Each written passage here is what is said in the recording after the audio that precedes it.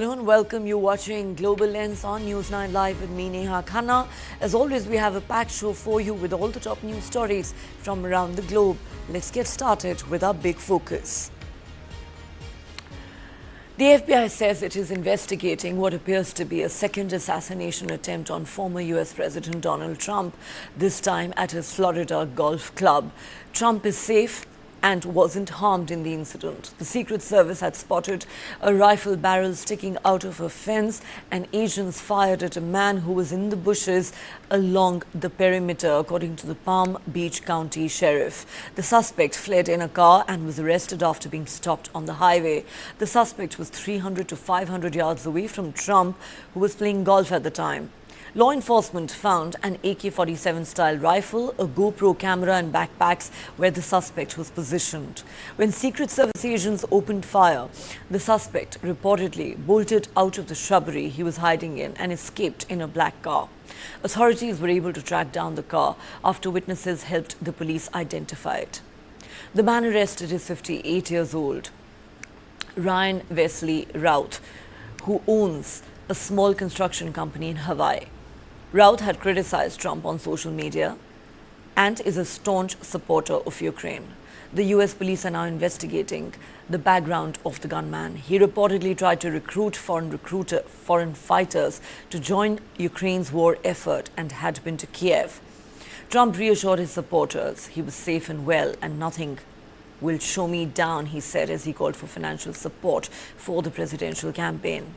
Ryan Wesley Routh, who authorities suspect was planning to attack the former president as he played a round of golf, posted comments on an X account linked to him, referencing the assassination attempt on Trump at a July rally in Pennsylvania. Routh tagged Joe Biden and Vice President Kamala Harris in separate posts, encouraging them to visit those injured at the rally. He said, "You and Biden should visit the injured place in the hospital from the Trump rally and attend the funeral of the murdered fireman. Trump will never do anything for them."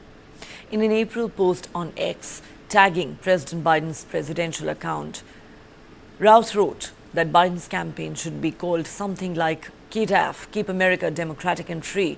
Trump's should be Massa, Make Americans Slaves Again. Master, democracy is on the ballot and we cannot lose. In June 2020, Routh appeared to say that he had voted for Trump in 2016, but that he had since withdrawn his support of the former president. While you were my choice in 2016, and the world hoped that President Trump would be different and better than the other candidate, we were all greatly disappointed, and it seems you are getting worse. I will be glad when you're gone, he wrote. Routh expressed strong support for Ukraine in dozens of posts on X in 2022, saying he was willing to die in the fight and that he wanted to see the Kremlin burn to the ground. "I'm willing to fly to Krakow and go to the border of Ukraine to volunteer and fight and die. Can I be the example? We must win," he wrote. Public records reveal several court cases involving Routh since the 1990s.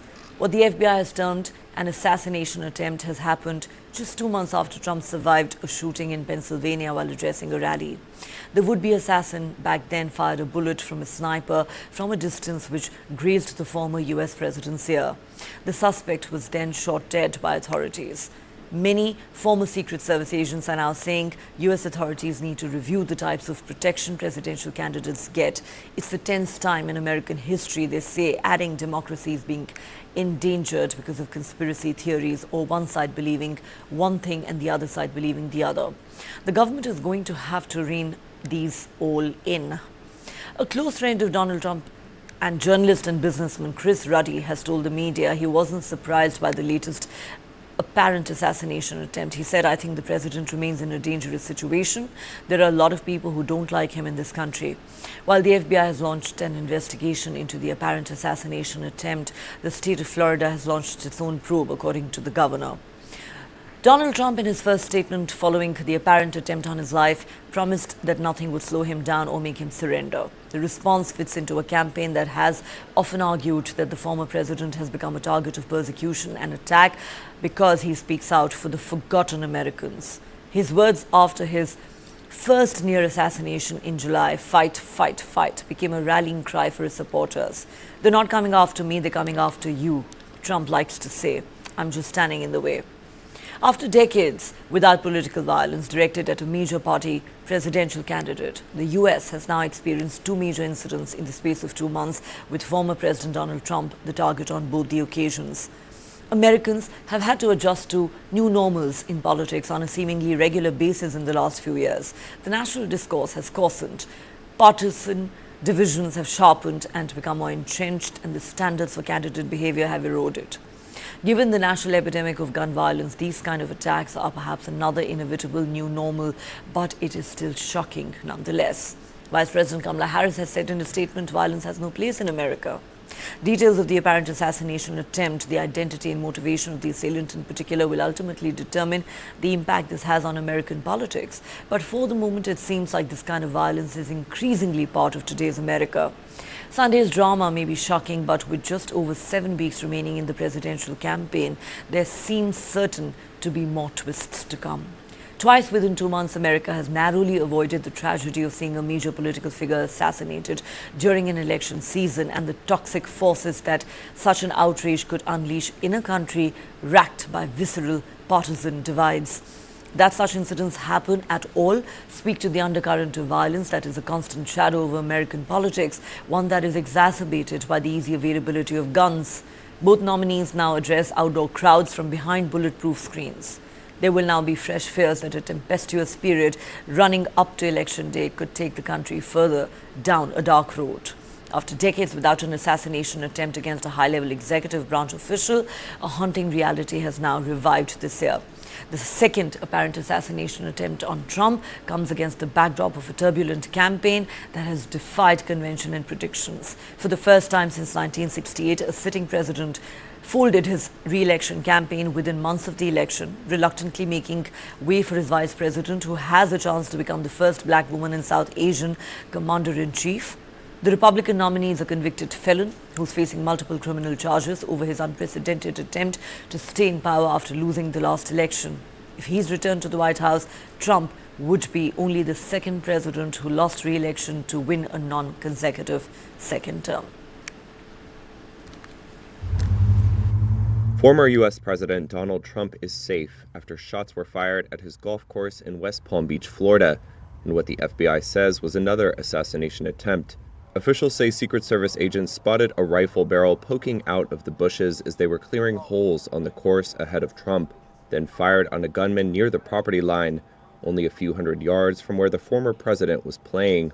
Palm Beach County Sheriff Rick Bradshaw says a witness managed to take pictures of the suspect fleeing in a black Nissan. So we had that information, our real-time crime center put it out to the license plate readers. And we were able to get a hit on that vehicle on I-95 as it was headed into Martin County. We got a hold of Martin County Sheriff's Office, alerted them, and they spotted the vehicle and pulled it over. Bradshaw said officers found an AK-47 style rifle, 2 backpacks, and a GoPro camera at the scene. He also said a person was in custody. It was not clear if or how the suspect knew Trump was playing golf at the time. CNN, Fox News, and the New York Times identified the suspect as Ryan Wesley Ruth, 58, of Hawaii, citing unnamed law enforcement officials. Reuters found social media posts that matched the man identified by those outlets on LinkedIn, Facebook, and X. By Sunday night, Reuters was not able to confirm these were the suspect's accounts, and law enforcement agencies declined to comment. However, public access to the Facebook and X profiles was removed hours after the shooting.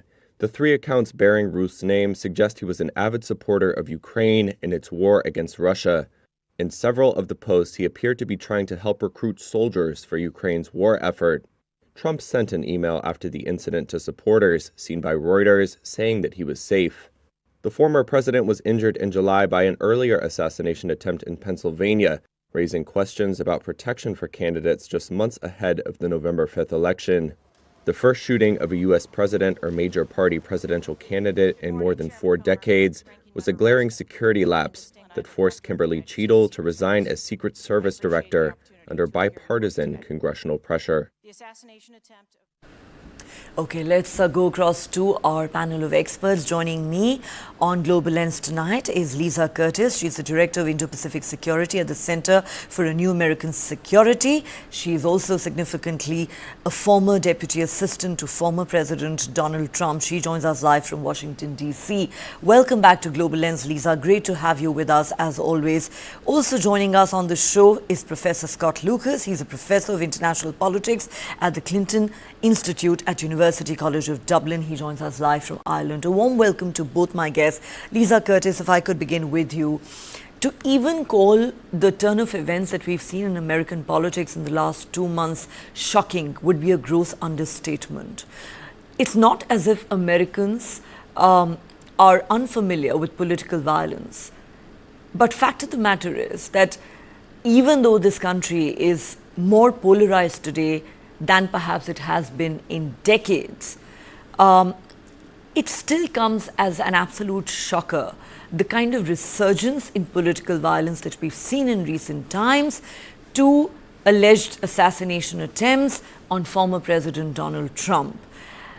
The question really is, what do you think is leading to this kind of political violence that America had not seen in a very long time?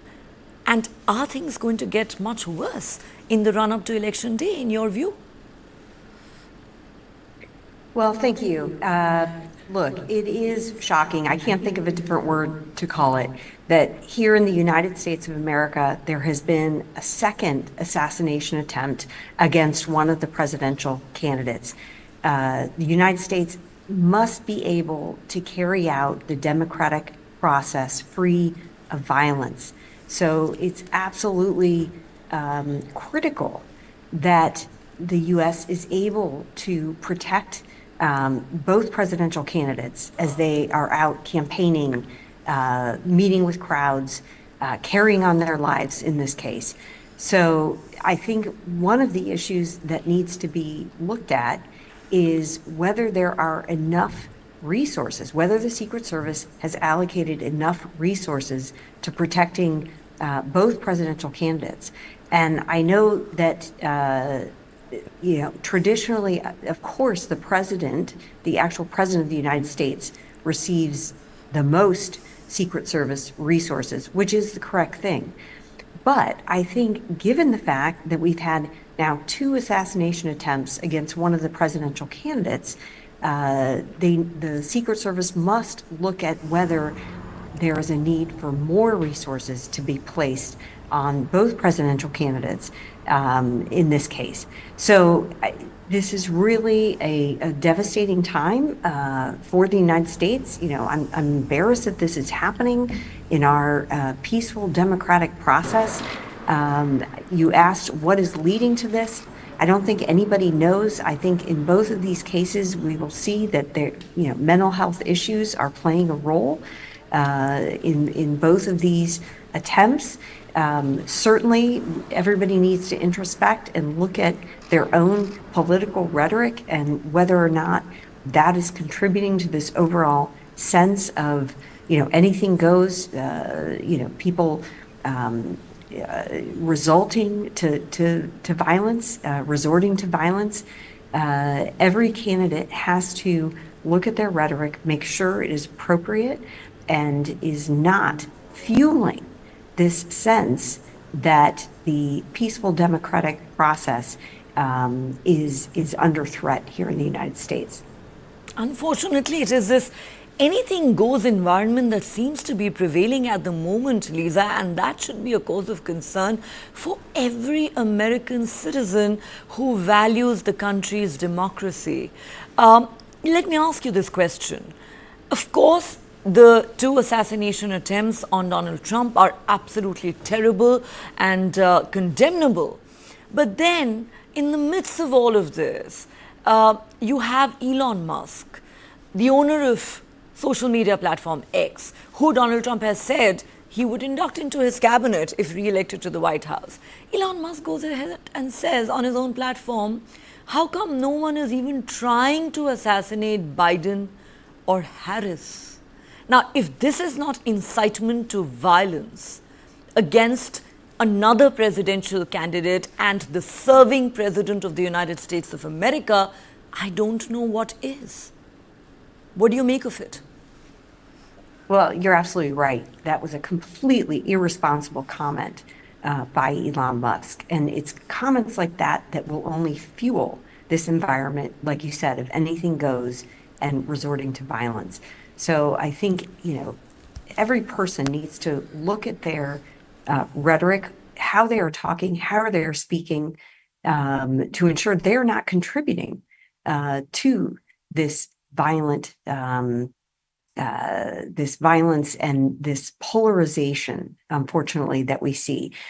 Certainly, we can have debates, we can have differences between the candidates. All of that is expected in the democratic process, but it's this resorting to violence or even supporting in your rhetoric the idea of violence. That is what is so problematic. And unfortunately, Elon Musk's comments have only contributed to this kind of environment, and it needs to stop.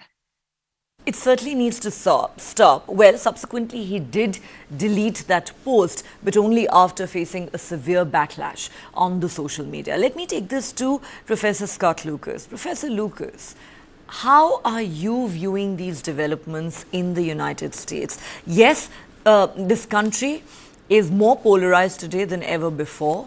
Many say it all started back in 2016 when Trump ran for president for the first time. But could one have really imagined that it would come to this, where there have been 2 assassination attempts on one of the presidential candidates in the space of 2 months, and then there is a very high-profile man and the owner of a social media platform who says, how come no one's trying to assassinate Biden and Harris? I mean, how did America come to this point, in your view? I'm saddened. I'm very worried today. But this is in the context that America has been a politically violent country in the past. We've had assassinations of presidents going back to the 19th century. And while the last assassination attempt on a president was on Ronald Reagan in 1981, in the past 15 years, we've had leading legislators like Senator Gabby Gifford, who was critically wounded, Representative Steve Scalise, who was seriously wounded several years ago. What has magnified this has, of course, been this polarization of social media, but, and I'm saying this to be honest with your viewers, not to, take a side here, it's been the politics of violence, which has actually been promoted, and unfortunately, maybe ironically, has been promoted in large part by Donald Trump since 2016. I probably need to explain that. Donald Trump is someone who has advocated at his rallies violence against hecklers. He's advocated violence against the media. He's advocated violence against groups he doesn't like Black Lives Matter. He's advocated violence against his so-called political enemies. He uses that aggressive confrontational rhetoric. Now, I don't think that is a direct cause of the 2 assassination attempts. As Lisa pointed out, these are individuals who are quite unstable, who have a complex series of, as it were, mental issues that would lead them to do this. But what Trump does is he provides the atmosphere in violence is justifiable. And remember that only in the past week, before this assassination attempt, the lead story we were talking about was Donald Trump and his vice presidential running mate, J.D. Vance, increasing the threat of violence against immigrants, especially Haitian immigrants in Ohio, by spreading the lie that they eat people's pets. It's that type of damaging rhetoric of us versus them, of their MAGA versus an enemy, that has really destabilized the situation. And unfortunately, I agree with Lisa, we need dialogue, not division. We need reflection, not confrontation. But Trump's not that kind of candidate. So at the same time that he's going to play the victim, I think over the next 7 weeks, he'll continue to stoke up the possibility of further confrontation. Right. We need dialogue, but, are we really going to see that happening? And also, you referred to that very dangerous comment about how Haitian immigrants have been, quote unquote, eating American specs. Now, it became a big laughing matter and a joke and a subject of 1,000 memes on social media. But at the end of the day, it's really not funny. It's very dangerous rhetoric because it tantamounts to painting a target on the back of an entire community of immigrants. Let me take this back to Lisa Curtis. Lisa, the question here is this. You have just about 6 weeks left to go before election day. I put this question to you earlier, but I'm going to ask you this again. Are you concerned that things could get much worse before they get better? And whoever is elected to the White House on the 5th of November, whether it is Kamala Harris or Donald Trump, do you believe they have it in them to act as a healer and a unifier in a country which is so deeply divided? Well, look, this has been an unprecedented presidential race for the last several weeks, with a presidential candidate stepping down, with these assassination attempts. It's just changing day by day. So, we have 6 weeks to go. I don't think that things are going to get worse. I think that hopefully we'll see the Secret Service step up the resources it has on both presidential candidates and really taking this idea of their security very, very seriously. Not to say that they haven't been taking it seriously, but really we need to take even more steps that can increase the resources and the protection of these candidates. That's one thing that needs to happen. The second thing is, again, that everybody is paying attention more closely to their rhetoric, is calling for peaceful democratic process, that they are sort of decreasing the overall mood tension that we find in this race. And that, of course, both of the presidential candidates have it in their ability to do this. We've seen the responses from Vice President Harris, indicating she's glad that former President Trump is safe, and saying that the Secret Service should put all of the resources that it believes are necessary into protecting him. So I think, this is a clear signal that the Harris campaign is trying to calm down the mood. For his part, former President Trump has praised the Secret Service. He has said he remains steadfastly committed to his campaign, which is so important because we need that ability to carry out peaceful elections. And we can't allow those who would engage in violence to be able to disrupt that or to instill fear in the candidates. So it was really important that President Trump has indicated that he's not cowed down. He is going to carry forth his campaign.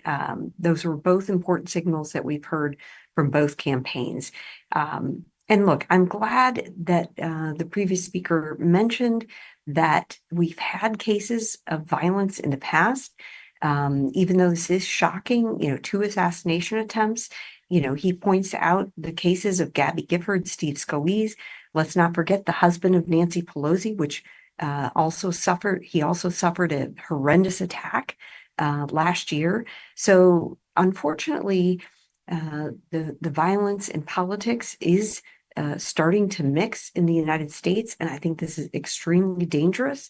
And there should be a sort of call to action, that a recommitment to a peaceful democratic process and all that means, and how our country has been held up on that ideal of being able to conduct a peaceful political process. That is at the heart of democracy. So hopefully we will see the candidates recommit to that and setting an example for the rest of the country. and need to see a peaceful election and a peaceful transition of power. Unfortunately, that did not happen last time around. We all saw what happened on the 6th of January 2021 on Capitol Hill. But Lisa, may I request you to respond to what Professor Scott Lucas said a while ago? You know, while political violence is not new to the United States, he believes that a lot of the, violent incidents that we've seen in recent years are attributable to the very divisive rhetoric that has been employed by Donald Trump himself, ironically enough, and his MAGA supporters. For instance, after the assassination attempt on him in July, he said, "They're not coming after me, they're coming after you. I am just standing in the way." I mean, does that not amount to really pitting one set of voters, or shall I say one set of Americans, against another just because they have different ideological beliefs? I mean, that kind of rhetoric is dangerous. So isn't it incumbent on all sides to, at the very least, dial down the rhetoric? Donald Trump can go on saying he had nothing to do with the violence or the riot on Capitol Hill. But then the kind of speeches that he had made, the kind of tweets he had put out in the run-up to that, obviously were very closely linked to the violence that was unleashed in an unprecedented assault on American democracy that day. Well, I think Professor Lucas has made some important points. And, we know that former President Trump was taken off of social media, was taken off Twitter for some of his comments that had led to the January 6th storming of the U.S. Capitol, which was a very sad day for U.S. democracy. But I'm glad to see that the people were charged, several hundred people were charged and are now serving time in jail for their role in that horrific day that took place. So I think that the violence infused politics that we're seeing does have roots from what happened on January 6th and some of the very irresponsible rhetoric that led to that. And so, I think everybody has to examine what they're saying, what they're putting on social media. This has been another reason why we are seeing this is the whole phenomena of social media. So it really does require more responsibility, including from former President Trump and his running mate, J.D. Vance. They really have to watch the rhetoric, watch what they're saying, and we need to see things cool down from everyone. Everyone has a responsibility to cool the situation down. But former President Trump needs the protection of the Secret Service, needs that increased. He needs to be able to carry out his campaigning without fear of violence, fear of being attacked. So these are the things that we need to see happen moving forward. Most certainly, he deserves to have beefed up security around him so that he can campaign without the fear of violence. Every candidate deserves that. But, talking about how the statements and the rhetoric coming from political leaders needs to be far more responsible to bring the temperatures down. Let's not forget, on multiple occasions, Donald Trump has described those who were arrested and jailed for the 6th January Capitol Hill riots as martyrs and heroes. But as always, it's been a pleasure talking to you, Lisa Curtis and Professor Scott Lucas. Thank you so much for joining me on Global Lens tonight. On that note, I need to take a quick break here, but we will continue this conversation on the growing violence in American politics with our guests on the other side.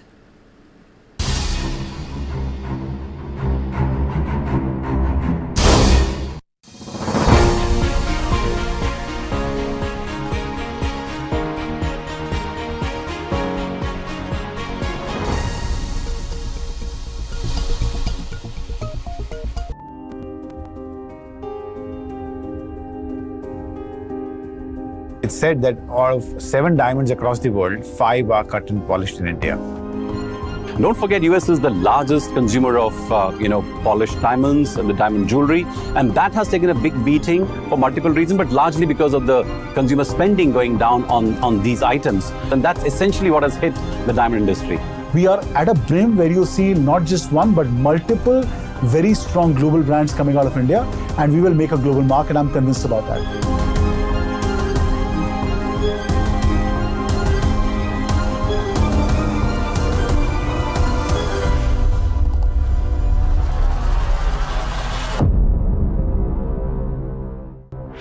This and more.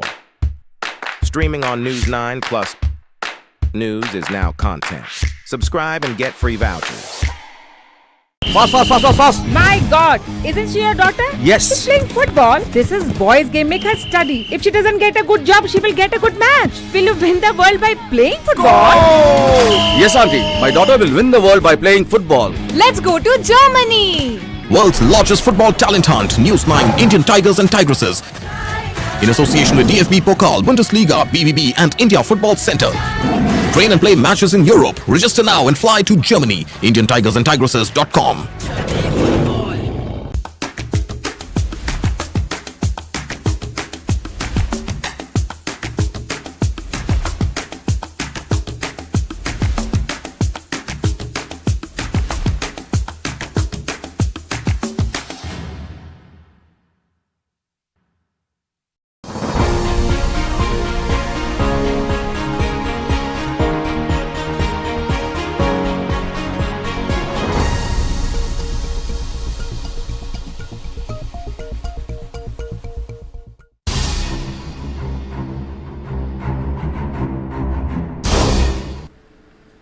Welcome back. You're watching Global Lens on News9 Live.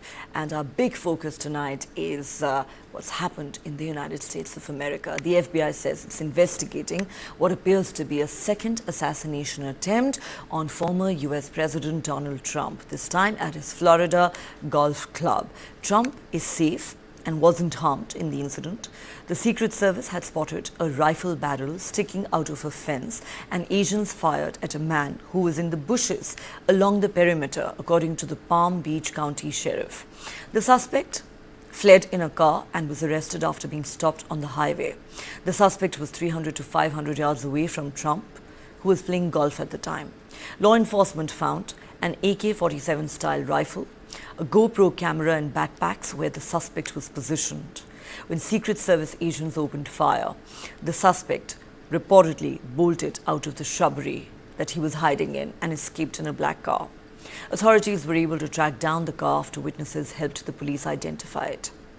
The man arrested is 58-year-old Ryan Wesley Routh, who owns a small construction company in Hawaii. Routh had criticized Trump on social media and is a staunch supporter of Ukraine. The US police are now investigating the background of the gunman. He reportedly tried to recruit foreign fighters to join Ukraine's war effort and had been to Kiev.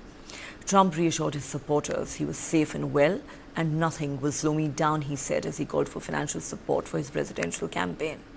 Ryan Wesley Routh, who authorities suspect was planning to attack the former president as he was playing a round of golf, posted comments on an X account linked to him referencing the assassination attempt on Trump at a July rally in Pennsylvania.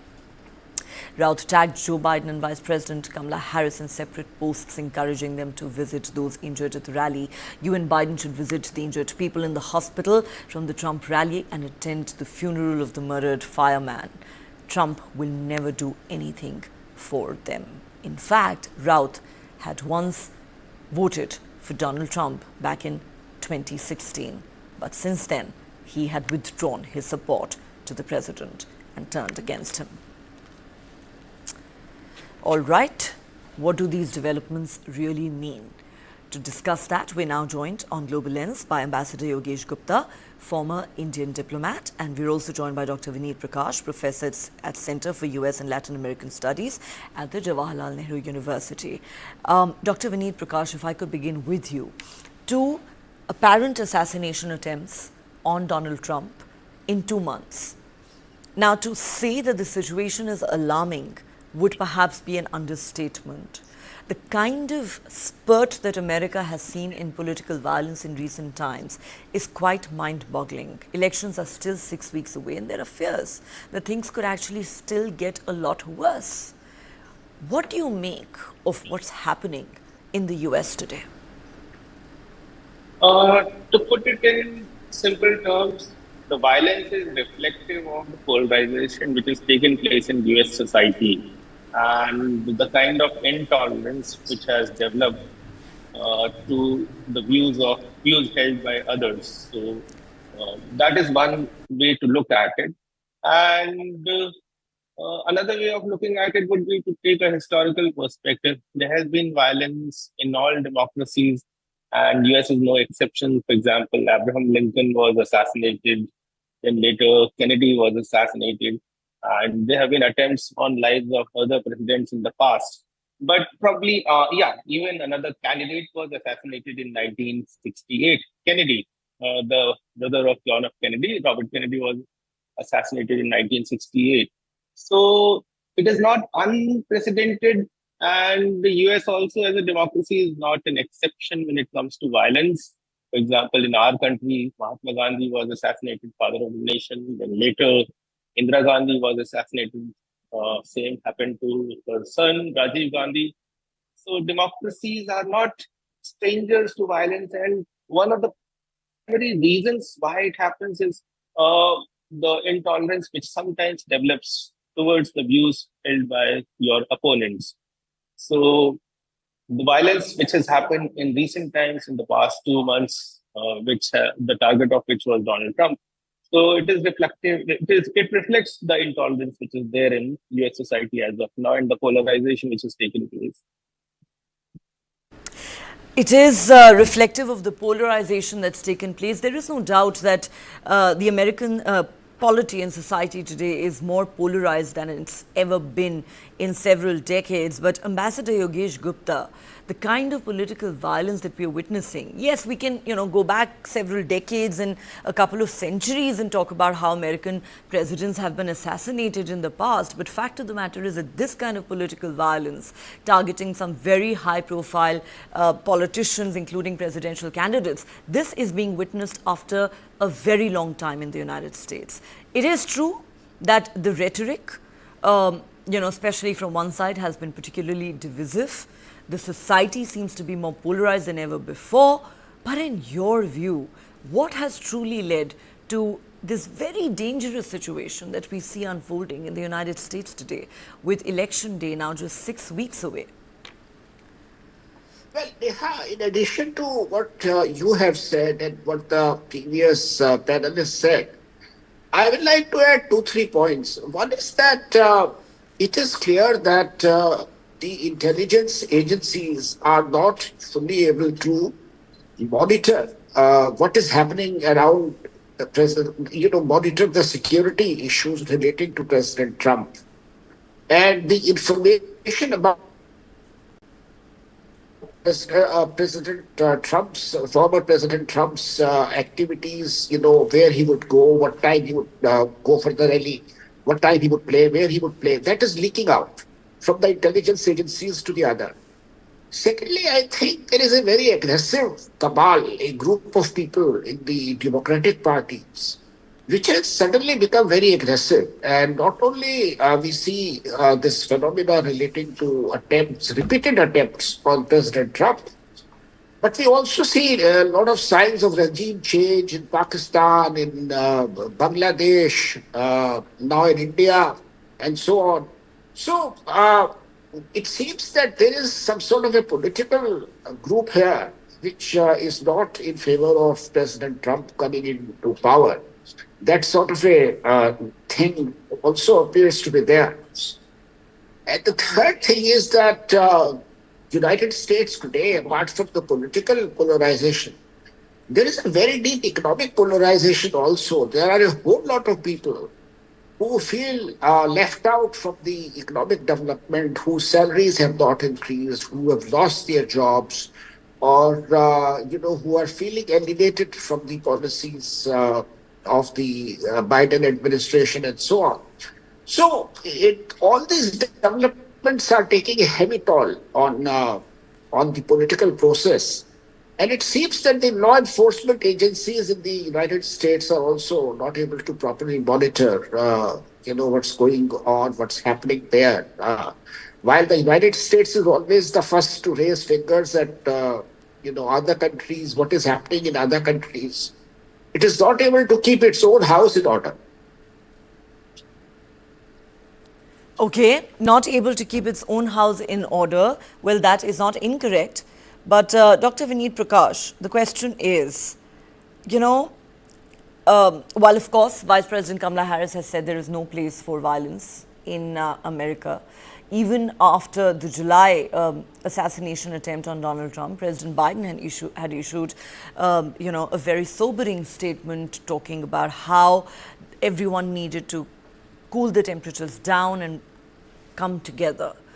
But then there are those who ask, does Donald Trump have it in him to act as a unifier, to build bridges? Because many attribute the polarization that exists today and even the kind of hate that we see in American society and politics today, largely to his brand of MAGA politics.